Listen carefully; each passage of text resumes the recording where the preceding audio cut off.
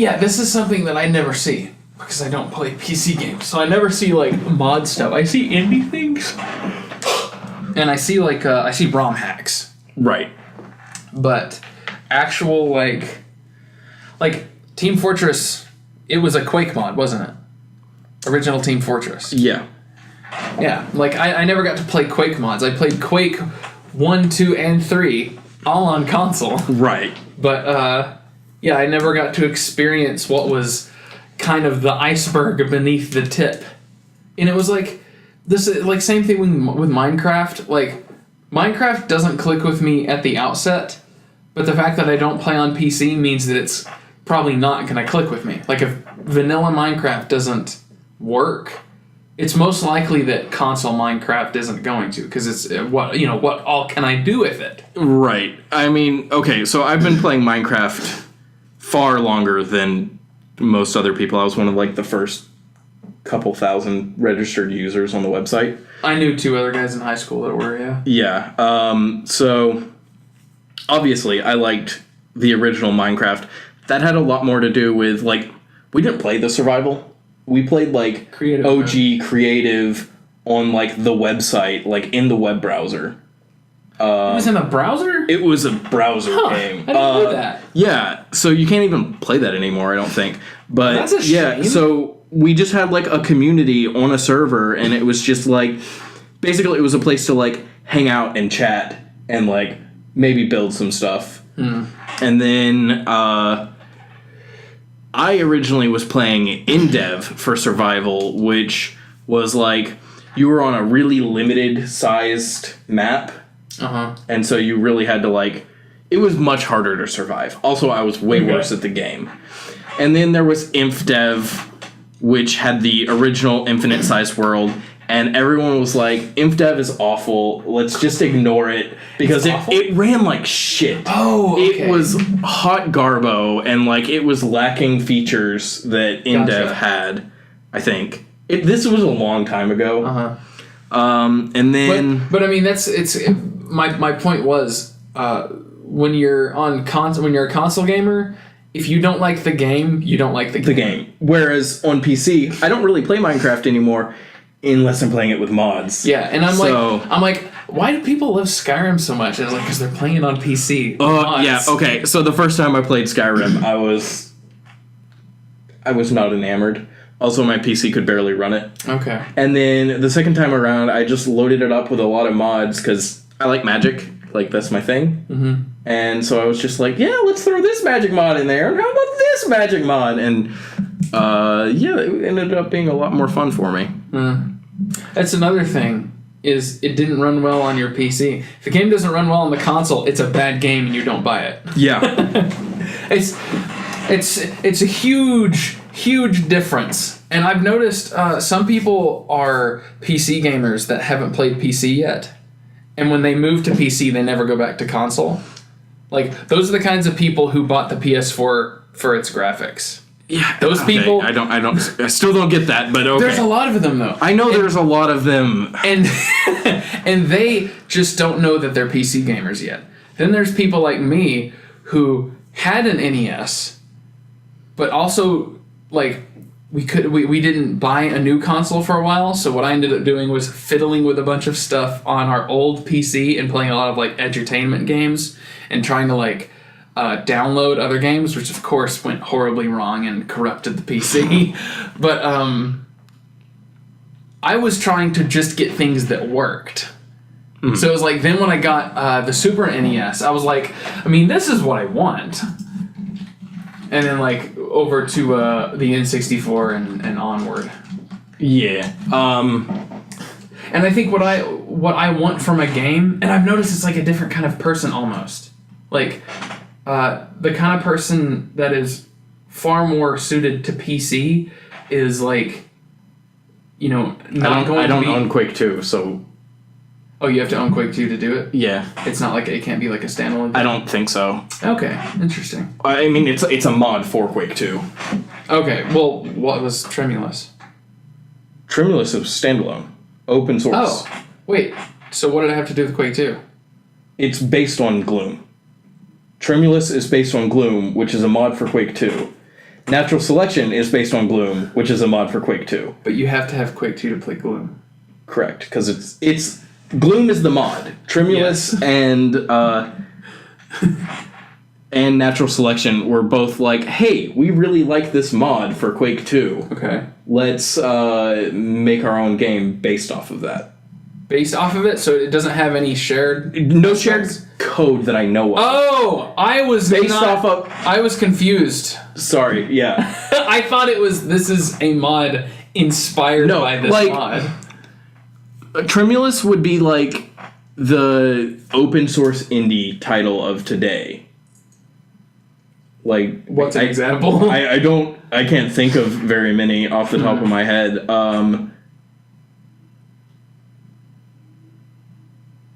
I know they exist. I have no idea what they are.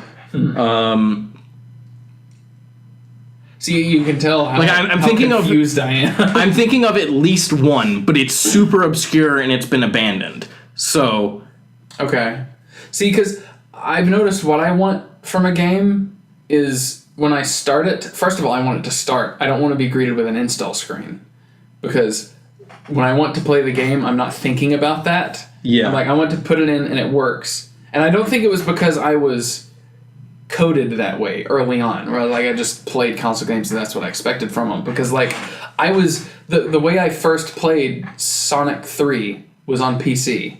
Like I didn't play it on Genesis till way later, and I had to figure out how to install and get it to work on my grandma's computer.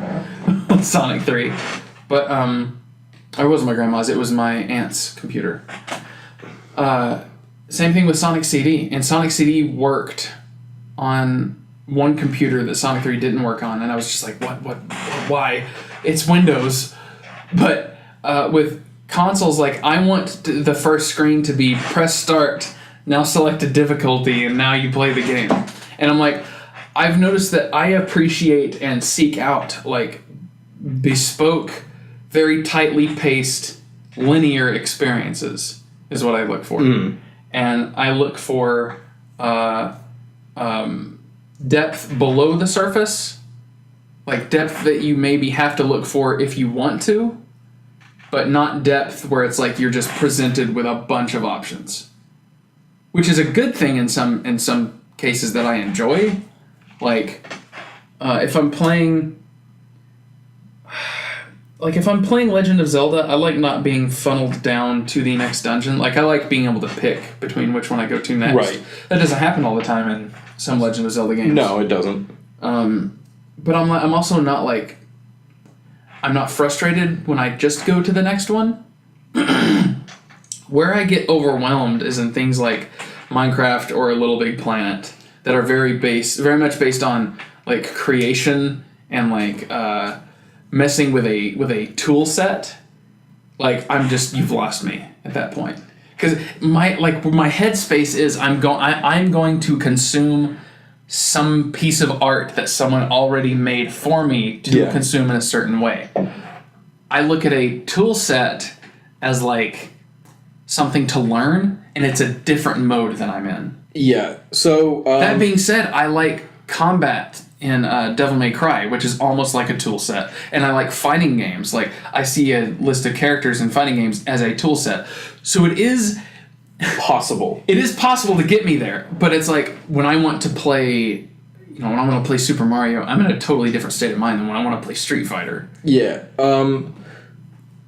So, one, of course you're not probably ever going to experience this because you're not going to play Minecraft on PC, but... I mean, who knows? Maybe. Someday. Never say never. There are mods that do a little bit more linear gameplay. So, like... Yeah. Frickin' Sevtech. But then I wouldn't really be playing it to play Minecraft. I'd be playing it to play that single-player story or campaign. Okay, so it's not quite like that, but it's so Sevtech, you basically start at like Stone Age, and it's like not necessarily hand-holding. It's like, okay, do this, and now you can do one of these three things, and then those go into... I'm move this right here, so sorry. I'm not worried about the volume.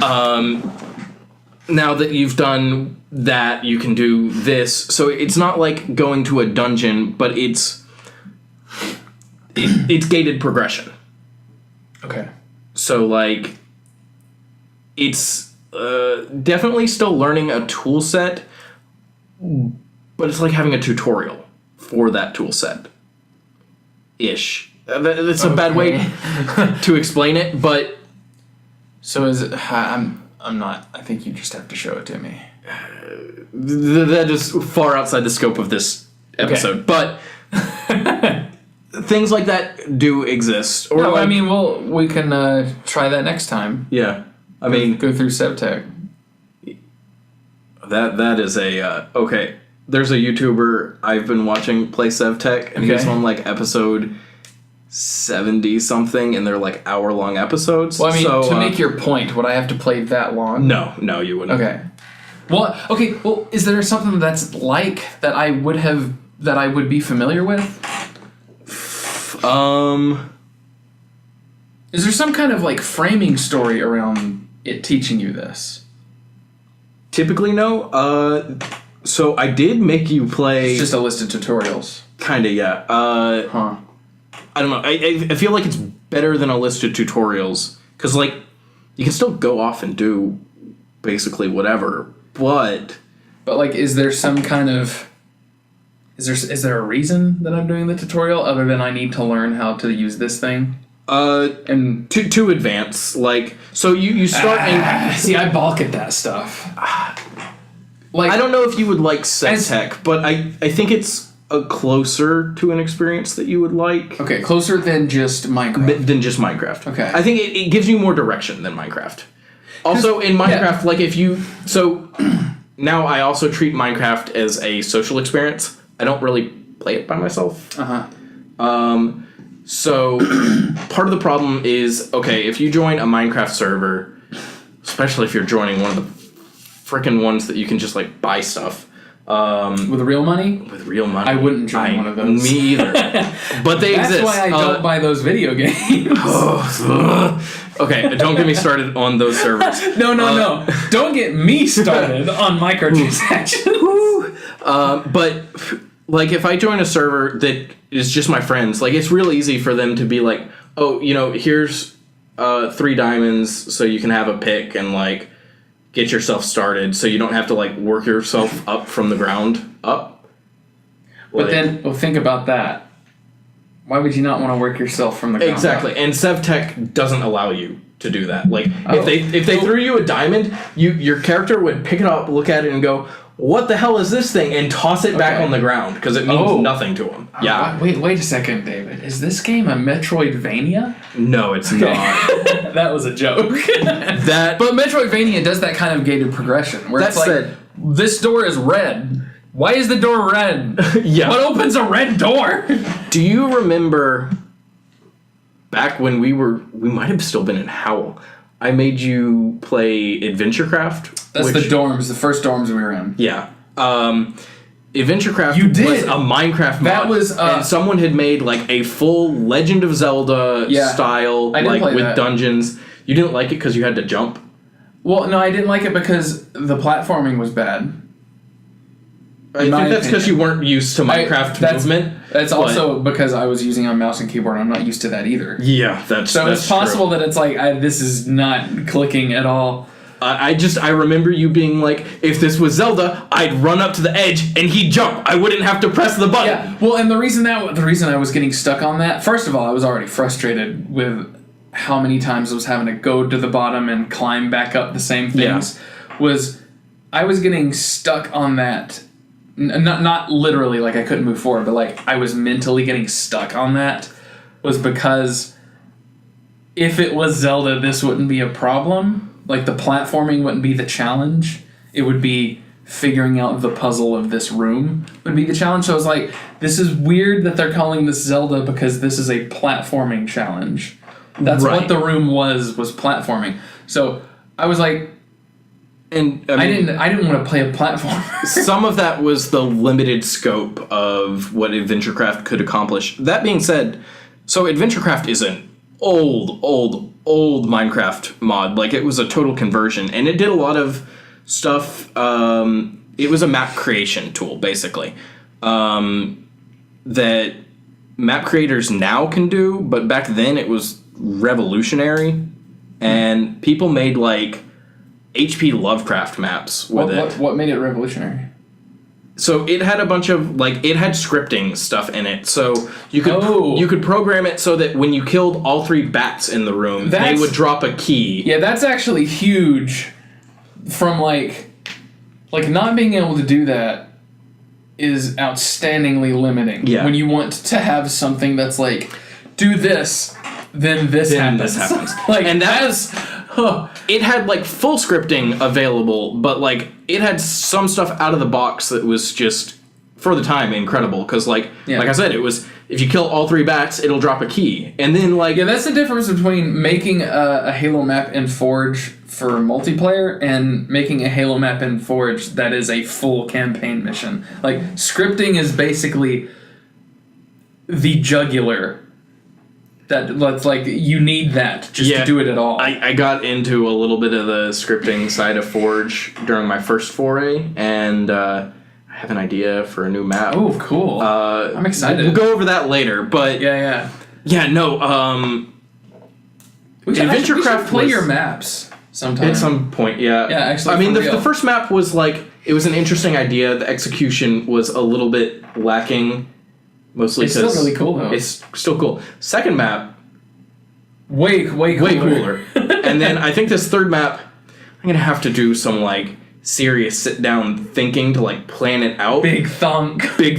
But I think it will be by far the most interesting if I get it to work. That's exciting because I really like the second one. We should play the second one on and actually record it. Yeah. Maybe get it Jan to join us. Getting Jan to do anything is a challenge. But yeah, so AdventureCraft was really Jan. cool. I think AdventureCraft would be a cool thing to play at some point. It still works, but yeah, that because man, I used to watch a YouTuber and he wasn't big, but for a small YouTuber at the time, he had a lot of views all on his AdventureCraft videos. And when he finally was like, guys, I'm not playing AdventureCraft anymore. I want to be able to do things I want to do. Yeah. He lost pretty much everyone. That's a shame. It is a shame. That means that he didn't really have his own appeal. I actually really liked the guy. I mean, mainstream. Yeah. He didn't have anything to go beyond. No, he didn't. Playing this game. And not a whole lot of people played AdventureCraft even back then, which is why he was popular. Probably. I think there was 2 other people that did 1 or 2 videos each, and he used to play every AdventureCraft map that someone published. Unless it was just complete garbage, he'd play it on camera. It's literally unplayable. Yeah. My thing with stuff like AdventureCraft is I understand it, but I have very little incentive to get to that point. Yeah. Where it's like if I wanted to play Zelda, I'd play Zelda. That's fair. But the map we're talking about was directly supposed to be kind of a Legend of Zelda. It made a lot of references to Legend of Zelda, and I think even the name of it was might have been Legend of Link or something. So it was obvious, but so there are new experiences that people have made with completely original storylines. Yeah, and that's kind of the through line where it's Quake. There's a Quake mod and there's a Minecraft mod, but with a Quake mod, I would buy Quake, enjoy Quake for what Quake is, then it's okay, can I get anything else out of this? Then I go to the mod. For Minecraft, I would be buying Minecraft specifically to play mods. Right. Which, yeah... I'm not saying it's less appealing, I'm saying it's different. It is very different. No, I totally agree. Yeah. I bought Minecraft to play Minecraft and then got into the modding scene, because when I was playing Minecraft, there was a modding scene. People made custom servers for the creative servers. Like I said, you played them in your browser, but people made custom servers that added gameplay elements. So that's cool. By the time InDev and stuff started actually getting popular, someone had made a server that inserted quote unquote creepers and like zombies into the game, they were 2 tall blocks. So like 2 green blocks stacked on top of each other that would like move across the map. Oh, was that the inception of creepers? No. Oh. These were modeled off the creepers that were in the actual game. Okay. So I always felt kind of dirty playing that because like the creative mode was free. Oh, okay. So, I mean... But like they also added things like missiles. So we had a server or a map on the server that was a battlefield. Creative mode isn't free anymore, is it? Creative mode... The creative mode I'm talking about doesn't exist anymore. Okay, but I mean... But now there's creative mode in the, like, actual game. Yeah, okay, and like any and all of Minecraft it's not a free-to-play game. Correct. Okay. I don't know. I don't know if I would feel bad about that. It would kind of just be like, am I playing this because it's better, or am I playing it because it's free? If I was going to buy the other one, would I prefer that over this? And if no, then that means it's probably not worth the money. Yeah. So it was vastly inferior to the actual game. Yeah. Like, so tremendously so. I didn't feel that bad about it. But also at the time, Minecraft was not like the huge thing that it became. And like Notch was this small-time indie dev that I'd sometimes tweet at on Twitter, and he would like respond to me. Oh, huh. Like it was a very different community in those days. Also, for me, I used to care about that, but I've since stopped. Like caring about the difference between indie developer and AAA publisher. Because what I've figured out is both of them are plenty capable of ripping me off. Oh yeah, absolutely. So I'm like, I don't want to support the creator. I want to support the product. Yeah. And if the product's good, then you get supported. And that's I mean, kind of how it's like. That's kind of the point, right? I think by the time I was playing the version that I'm talking about with the like wool creepers, that I'd already bought the game, but it felt skeezy to be like running a server that people could join for free that was like imitating elements of the game that you should have to pay for. Yeah, I get where you're coming from, but it was still like buying it would be worth it. It was definitely worth it. I think it becomes a problem when it turns into, say there's like a free-to-play build of something, and then like you pay to have like a full game. Okay, the example that I have, because I'm a console player, is Steel Diver for the 3DS. That means nothing to me. It was basically World of Tanks with submarines on the 3DS. That sounds dope. Okay. It was pretty dope. It didn't have a player base for very long, but I enjoyed it. The free-to-play version, you could play the multiplayer with 2 different subs, and they were both competent, and it was balanced. You didn't have a lot of options with your play style, but like you could play the all-arounder, and you could play the kind of tanky sub were the 2 you could pick between. If you paid $20, you would get access to all of the subs, which was like, the DPS and like the speedy one. Yeah. You got more options for your playstyle, and you got the campaign.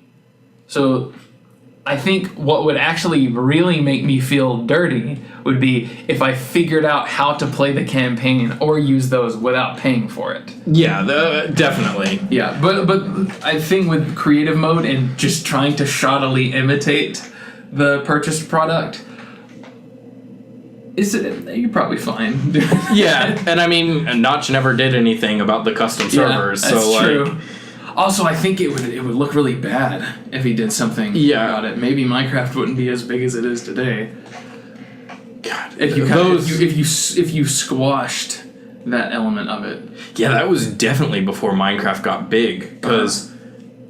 So I was playing it like before my junior year of high school, but I played it during my junior year of high school, like at school, because I'd finished schoolwork and I had my laptop with me. Mm-hmm. And people would be like, "This looks like garbage. What are you playing?" And I'd be like, "It's this game called Minecraft. It's actually a lot of fun. Like, check this out." That was my first reaction to it. It was like, "This is ugly as piss." Yeah, and that was like everyone's reaction to it.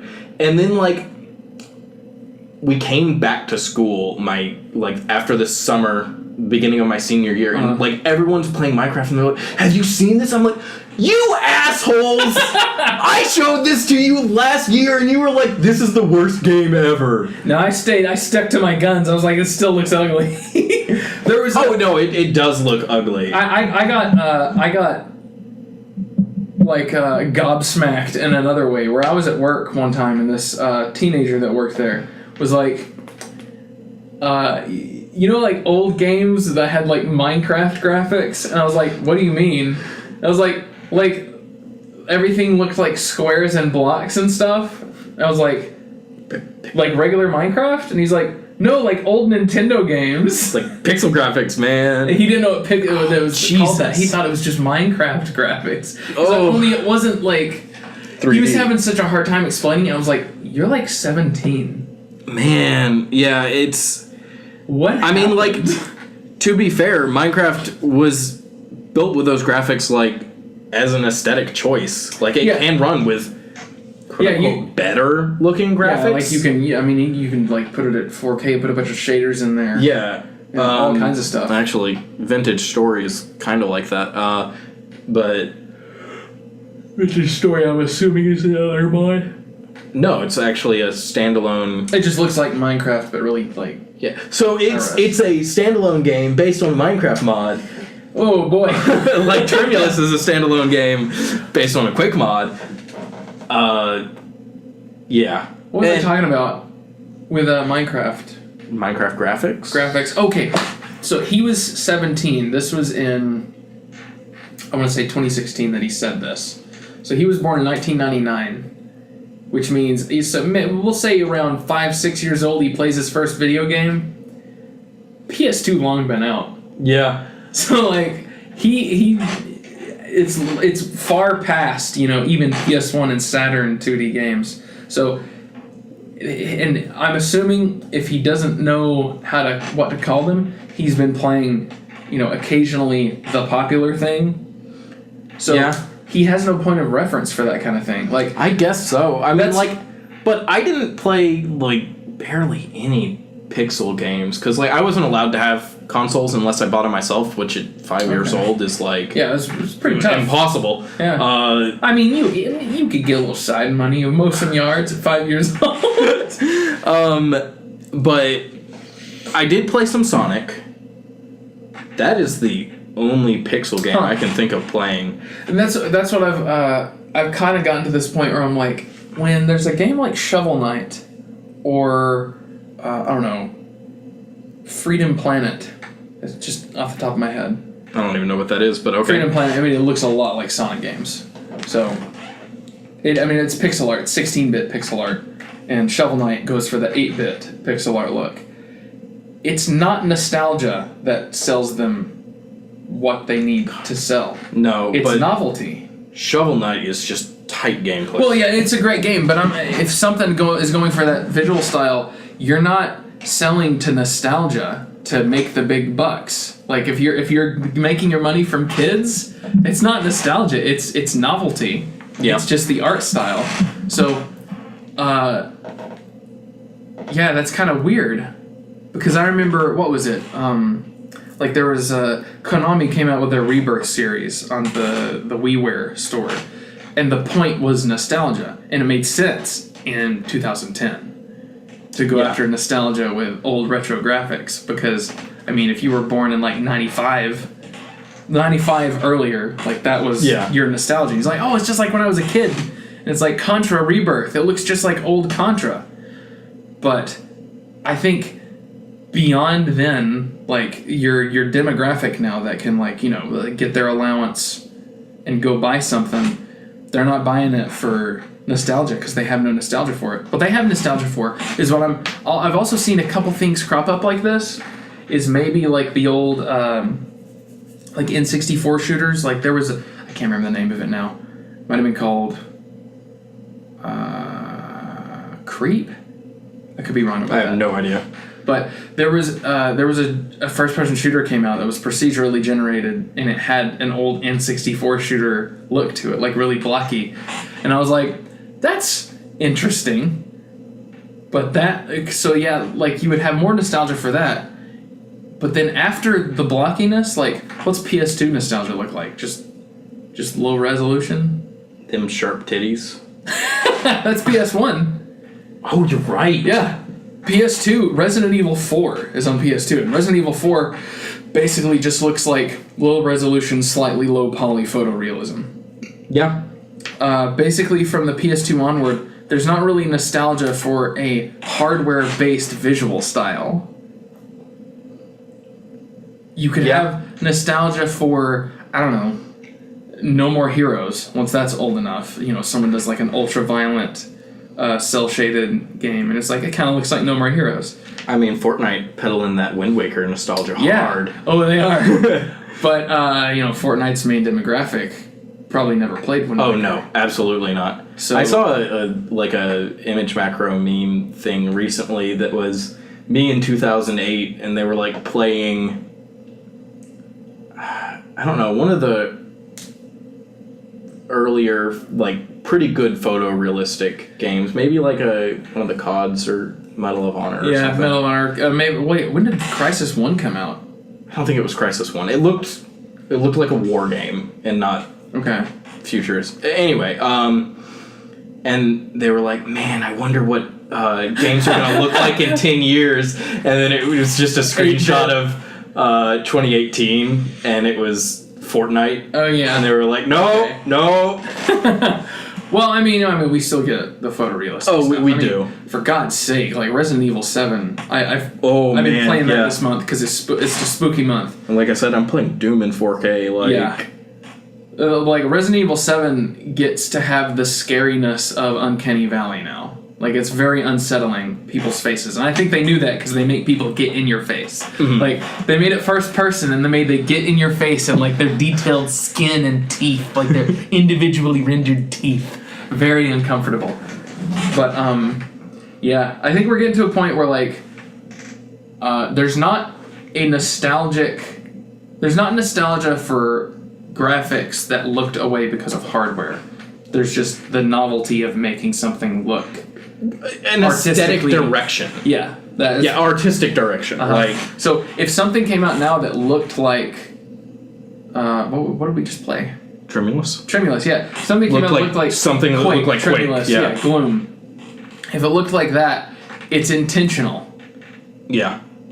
However, what was it? It was the offshoot of Bombshell. Bombshell was made by 3D Realms to kind of be basically gender swap Duke Nukem, but it was a top-down. Then they made an actual sequel to it that was made on the old build engine, which is what Duke Nukem 3D was made in. They made the whole game in that old engine, and it actually was using all of that old hardware that wasn't true 3D. Mm-hmm. It was 2D mimicking 3D. Yeah. So you could run it on really cheap PCs. So you could also, go at that angle where it's like, I'm trying to get this to run on old hardware just for the novelty of that. And people still make games for the Dreamcast. Like, there's a huge homebrew indie scene for Dreamcast. Super weird to me, but it's weird. It's cool. Like, that's pretty cool. Yeah, and the thing is people who really like the Dreamcast see it as something that deserved more games, so they're putting more games on it. It did, but yeah. Sidebar: have you seen ASCII Doom? Yes, I have. Okay. Well, I mean, there's the meme about Doom is to put it on everything. Yeah. There was Doom on TI-84 calculators. I know there was, but ASCII Doom is cool. Like, you know what dialing up the difficulty does in that? No, what does it do? It starts off with decreasing the resolution, so you get fewer characters on screen. Oh, and then interesting. When you get up to maximum difficulty, I don't remember what it's called, but Ultra Nightmare probably. It goes monochrome, so it's green text on black, and you can still tell what's going on. It's pretty cool, but probably takes a while to adjust. Yeah. What are we talking about? We're gonna keep talking. Yeah. Okay. Tremulous.